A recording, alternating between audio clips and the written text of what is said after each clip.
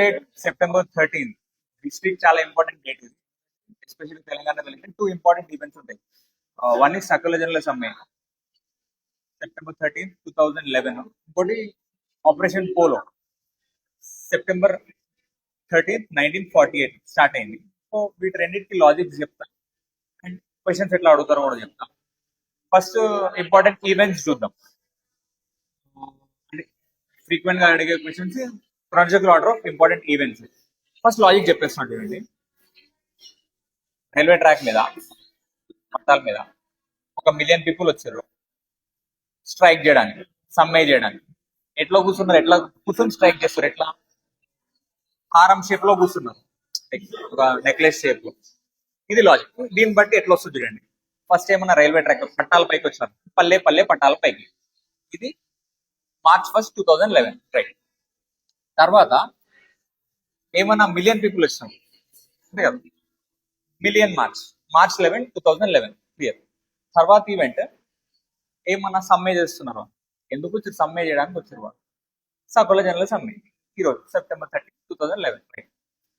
తర్వాత ఎట్లా కూర్చున్నారు వాళ్ళు, హారం సాగరహారం సెప్టెంబర్ 30, 2012 లాస్ట్ ఒక 2012 రైట్.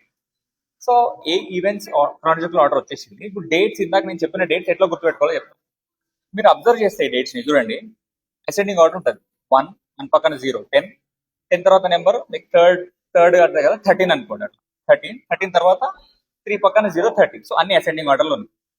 క్లియర్ అంటే డేట్స్ అబ్జర్వ్ చేయండి. ఇంకోటి మంత్స్ చూడండి, September March like alphabetical number ఎంత 3 వస్తుంది. September 3 square 9.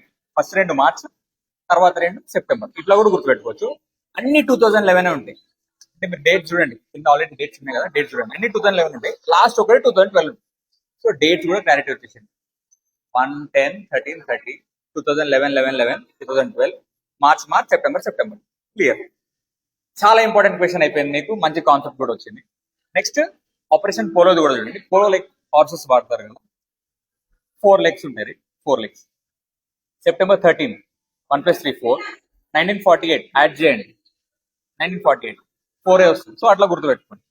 సో ఈ రీల్ ఒక 2 to 3 టైమ్స్ చూడండి, మీకు చాలా ఇన్ఫర్మేషన్ కవర్ అవుతుంది. డేట్స్ తో కవర్ అవుతుంది, ఎప్పుడు స్టార్ట్ అయింది, ఎప్పుడు ఎండ్ అయింది. ఎగ్జామ్ ఆన్సర్స్ సింపుల్ గా అయిపోతాయి.